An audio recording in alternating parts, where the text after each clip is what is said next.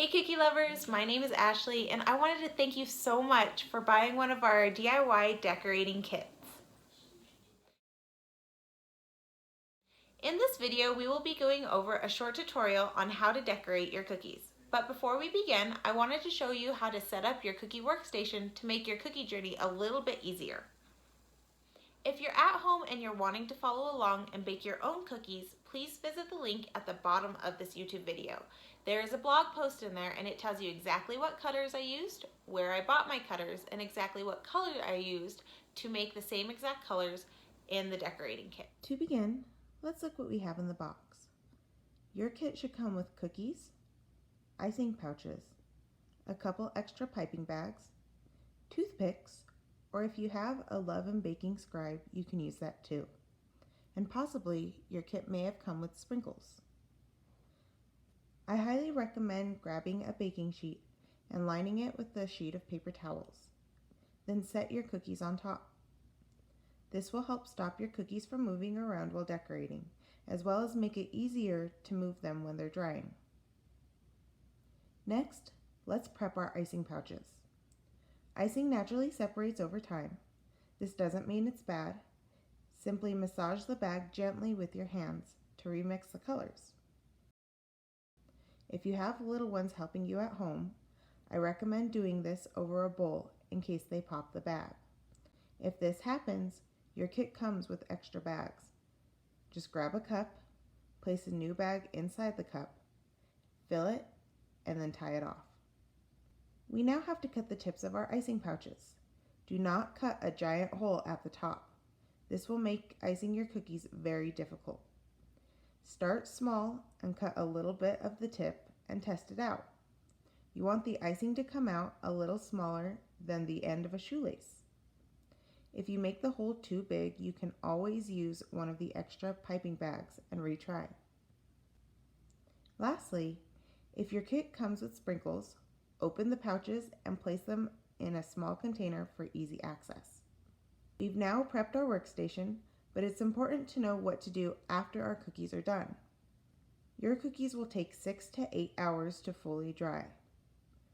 When drying, avoid direct sunlight if possible.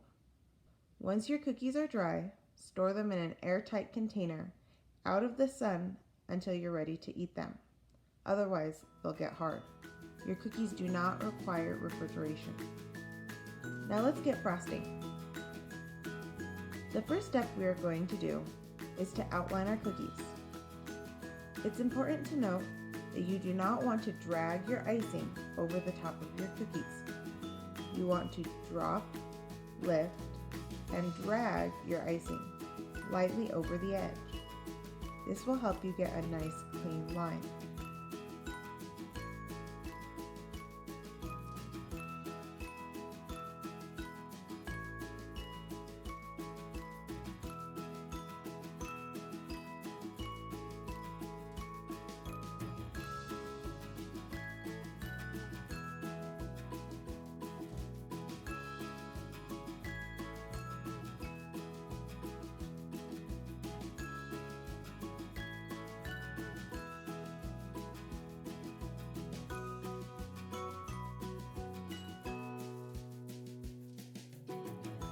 Once we've outlined them, we want to wait till the icing is no longer shiny or matte.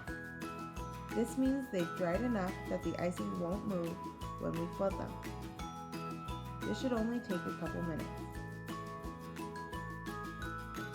I recommend starting with one color and flooding in all the areas with that color first.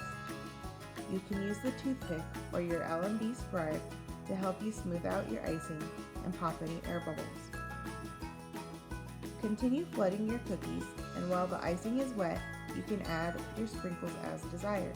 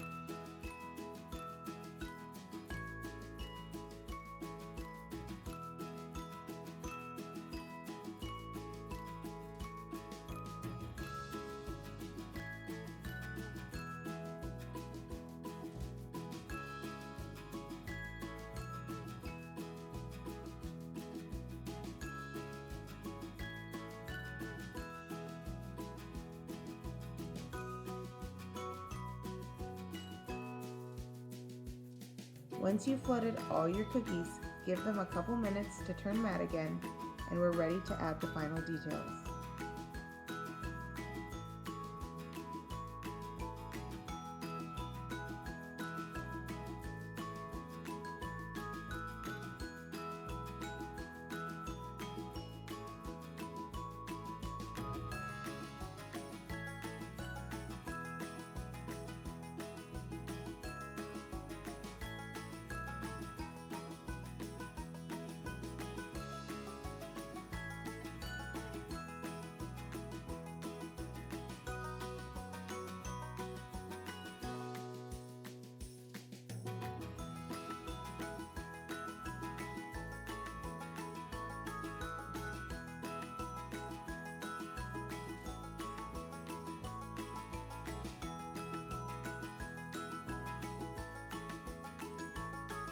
And just like that, you've decorated some beautiful cookies.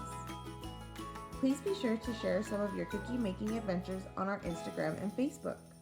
And follow us to see more amazing tutorials, tips, tricks, and beautiful cookies.